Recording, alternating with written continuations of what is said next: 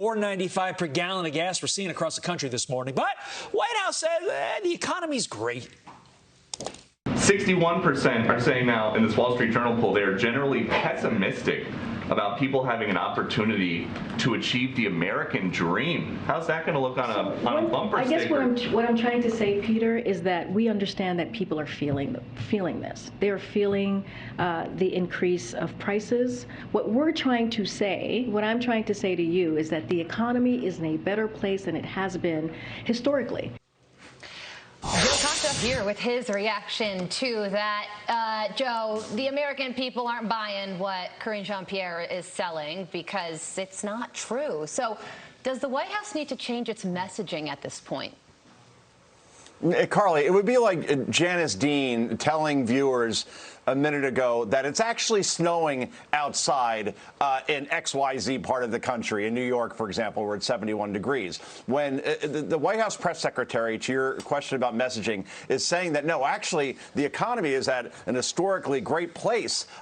Look, just like the last press secretary, the current one, Karine Jean Pierre, is not playing it straight with the American people. There was an analysis by the San Francisco Federal Reserve, and it showed that the U.S. is leading the world on inflation, due in part to President Biden's so-called stimulus and the trillions of dollars that are being spent along with it. Overall, three quarters of Americans disapprove of this president's handling of inflation. And they don't want to hear about global challenges, and they don't want to hear about solutions, and they don't like it very much when this administration plays the victim and doesn't take responsibility. And instead of taking tough questions on this president's going to run the Jimmy Kimmel this week to laugh it up. Whoever is advising this president on messaging should really seek employment elsewhere, as in, do you want fries with that elsewhere, Carly? Todd. I mean, it's such an important point to make because people can feel this. I mean, people know what's going on when they put their credit card in the machine and you're paying $100 for 4 gallons of gas.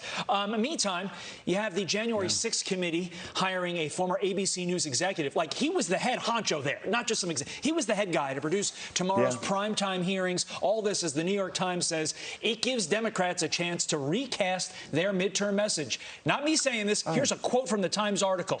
Democrats plan to use made-for-television moments and a carefully choreographed rollout of revelations to persuade voters that the coming midterm elections are a chance to hold Republicans accountable. Didn't the Times just admit what these hearings are all about? Resuscitate the Democrats, or at least try to, with the midterms being a huge tanking opportunity for them so far?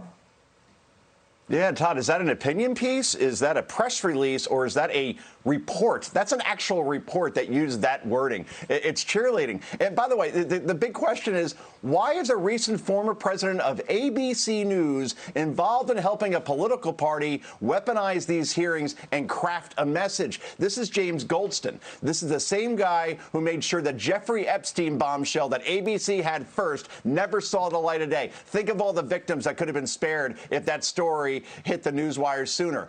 James Goldston, the same guy who under ABC News pushed the Trump-Russia collusion lie as much as anyone. The same genius that declared that a show like The View should fall under ABC News and that division. This is who Democrats and Liz Cheney and Adam Kinzinger are hitching their wagons to sell a narrative. And this is the same James Goldston, like so many in this business, is just really a political activist. He's showing it right now. And the American people know that these hearings are nothing more than weaponized political ads aimed at hurting the opposition party. Look, there should be an investigation into what happened at the Capitol that day. I've been very clear about that as far as we need to get to the bottom of exactly what happened to make sure it never happens again. But it should be done on a truly bipartisan level and not whatever this farce that Democrats and many in the media are putting forward. This isn't going to move, Carly, the needle one bit. Democrats are toast in the midterms because of inflation, gas prices, crime, immigration, and the border. And these hearings will be forgotten in short order. That I can promise you. And now with this former ABC executive making these hearings TV friendly, Republicans can just write it off as actual